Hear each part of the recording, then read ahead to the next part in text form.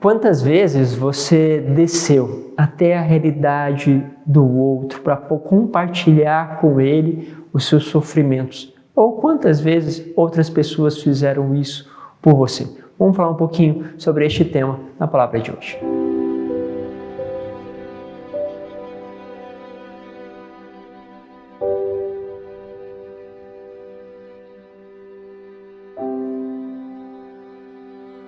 Em nome do Pai, do Filho e do Espírito Santo.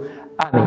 Vamos caminhando aí nos textos, cada dia a um passo bonito e importante. Meditar a palavra é sempre se enriquecer e por isso deve ser uma coisa que devemos tratar com profundidade e deve ser um hábito para nós. Será que você tem criado este hábito? Pois bem, acompanhar essas homilias todos os dias já é um bom passo, mas não esqueça de também você, pessoalmente, parar com a palavra, para que esta palavra se torne justamente luz para cada um dos seus passos. Hoje quero convidar a você que ainda não se inscreveu no canal, se inscreva para participar sempre conosco, participe do grupo do Instagram, do grupo do Telegram e também do grupo do WhatsApp, para que você tenha uma facilidade de compartilhar esses conteúdos com outras pessoas.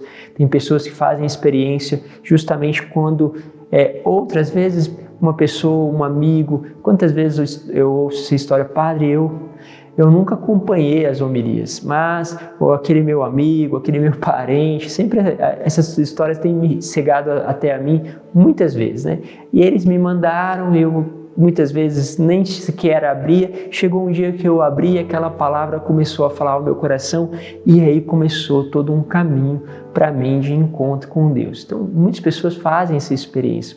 Pode ser que Deus use você como esse instrumento, né?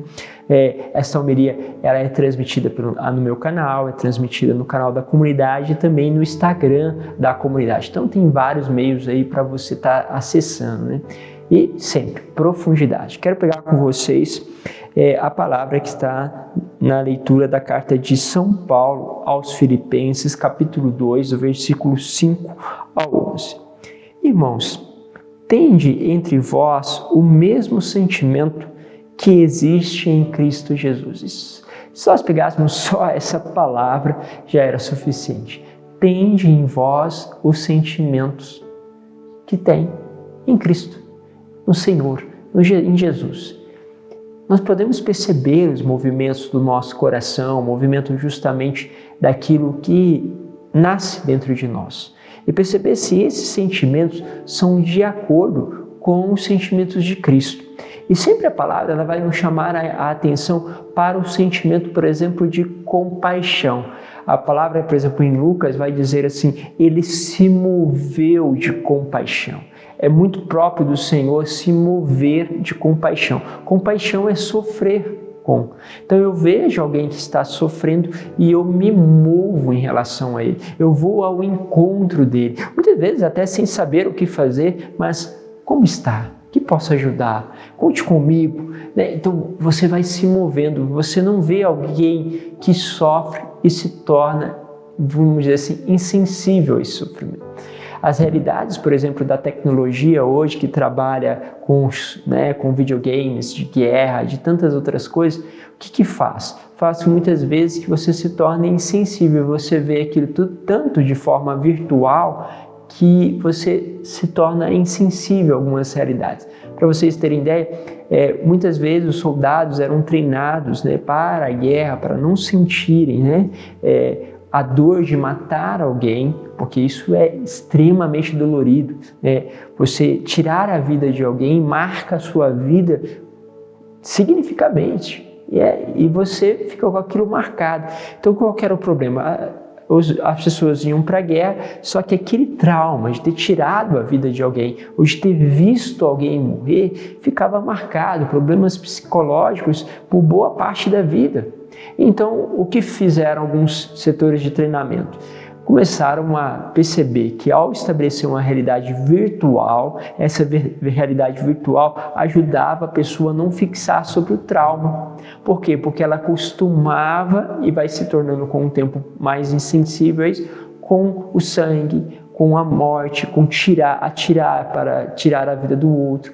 Então, o cérebro meio que corrige esta falha, que na verdade não é falha. O homem não foi feito, não foi pensado, não foi sonhado para tirar a vida do seu irmão. E é lógico que quando o homem faz isso, o mecanismo interior do homem, o seu cérebro, a sua forma de pensar, não consegue trabalhar com normalidade com tudo isso, né?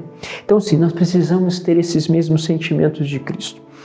Jesus Cristo, existindo na condição divina, não se fez igual a Deus uma usurpação, mas ele esvaziou-se a si mesmo, assumindo a condição de escravo e tornando-se igual aos homens.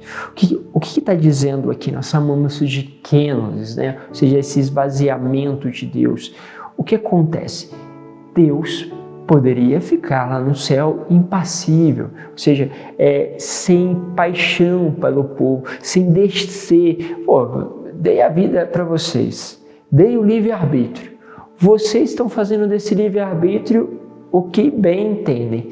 E aí, eu estou aqui e só vou olhar. Não, essa diferença é fundamental. Deus não está aqui, vamos dizer, olhando para você de uma forma indiferente.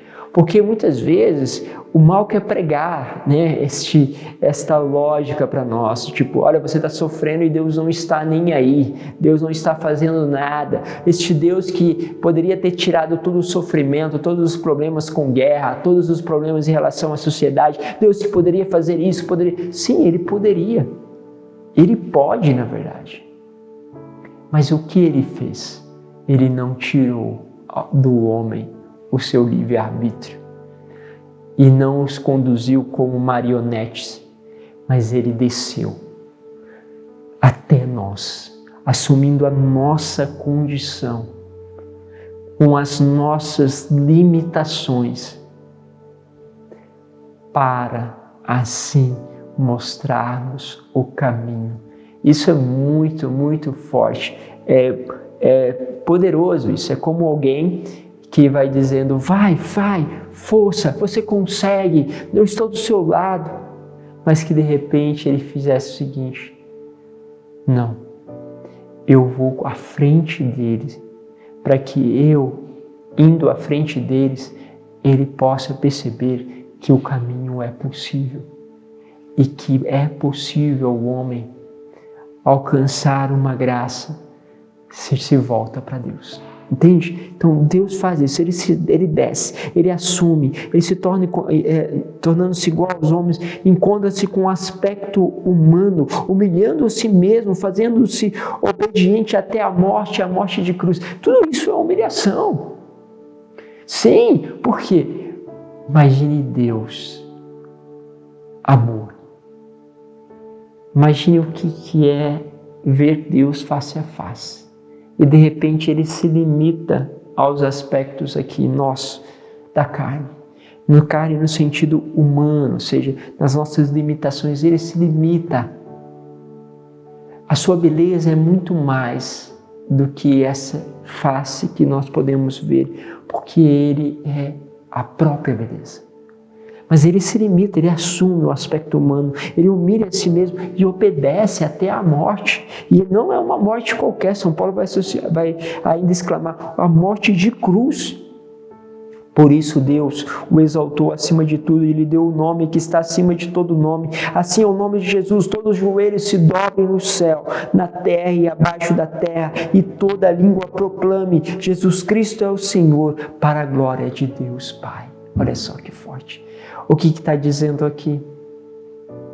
Eu vou e vou ensinar o caminho. O que Ele está dizendo mais uma vez a nós? Assume o teu irmão. Desce até ele. Muito mais do que até falar com palavras, fale com a vida. Ou seja, desce até o teu irmão, sirva ao teu irmão. Assuma muitas vezes as condições deste irmão.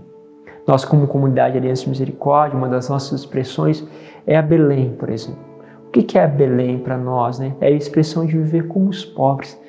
nós não vamos somente pregar a palavra aos pobres, mas nós vamos morar na favela. Nós temos barracos, por exemplo, na favela do Moinho, temos casa lá na favela de Senador Camará, nessa comunidade, pobre, né, de Senador Camará. Nós tínhamos aqui também em Taipas, né, em São Paulo, temos fazendo o quê? Vivendo como eles. Lembro que muitos anos morando, né, eu acho que eu morei mais de 6 anos, justamente com esgoto a céu aberto, casa de madeirite, fazia mais frio dentro de casa do que fora de casa, vivendo com uma estrutura até mais precária, né, do que os moradores, as pessoas que estavam à minha volta, porque nós queríamos não só pregar com palavras, mas a gente queria falar com eles, olha, assumindo a vida de vocês, morando no mesmo lugar que vocês, nas condições precárias que vocês moram, nós também queremos viver o que vocês vivem, mas nós queremos mostrar que vivendo isso com Deus faz total diferença. Você pode fazer isso ao descer até uma pessoa que está enferma, no sentido de estar ao lado dela, de viver com ela, naquele egoísta lá que tudo despreza, aquela situação do teu trabalho que todo mundo reclama, você pode mostrar que é possível viver sem murmuração. E aí começa este caminho. Bom, é maravilhoso. Não, deixa eu parar por aqui, senão o Padre estende muito, né, esta dimensão, né, que a palavra hoje nos traz. Deus os abençoe. Te espero amanhã para mais um momento com a palavra de Deus. Pai, Filho e Espírito Santo. Amém.